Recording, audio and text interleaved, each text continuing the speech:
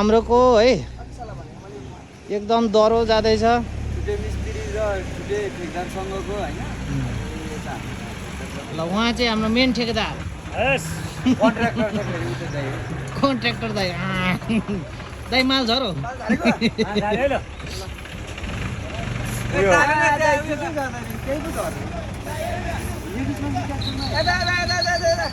ए pipe तानौँ अहिले कुचिन्छ फेरि।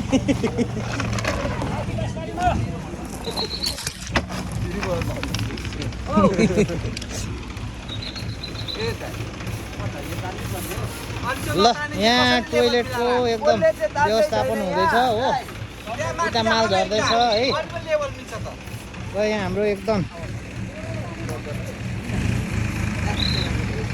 दाइ यो जोइनिङ टेक्निकको नाम त के पऱ्यो? फ्रेमिङ जोइन्ट के भयो? फ्रेमिङ वाल हुँदैछ है।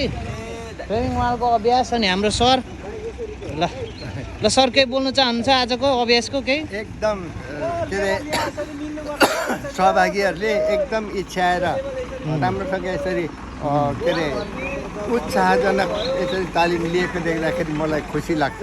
ओहो एकदमै उत्साहजनक छ। यहाँ प्लम्बिङको मात्रै होइन, प्लम्बिङमा परि आइलाग्ने अवस्थामा मेसनको पनि ट्रेनिङ लिइसकोस् भनेर यो आज फ्लेमिस बन्डको ट्रेनिङ लिँदै हुनुहुन्छ सहभागी भाइहरूले।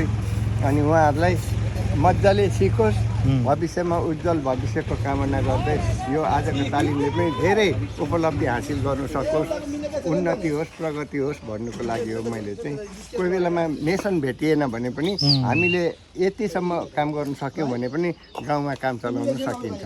Thank you sir. त्यसको लागि हो मैले यो अतिरिक्त के अरे ज्ञानहरू पनि दिँदैछु। हजुर सर। के अरे तालिम प्रदायक संस्थाले सम्पूर्ण सामान हामीले चाहेको जस्तै प्रशिक्षकले चाहेको जतिकै सामग्री दियो भनेदेखि हामी धेरै के अरे उच्च स्तरीय तालिम दिन हामी तयारी हुन्छौँ। प्रशिक्षकहरूको तर्फबाट चाहिँ सहभागीहरूलाई हामी केही पनि सिपहरू नलुकाइकन अझै हामीले खोजेर पनि अझै राम्रो सिप सिकाउन हामी तयारी हुनेछौँ। थ्याङ्क यू यही सर। भन्दै मेरो भनाइ यहीँ टुङ्ग्याउँछु। धन्यवाद। एउटा पो त माल अब एउटा हेड एउटा हेडर एउटा हेडर एउटा स्टेचर। कालो चस्मा त आएको देख्यो त उतै याद गर्नु टोपी पनि लगाइदिन्छ ठ्याक्कै थाहा पायो। हाम्रो यान्ची दाइ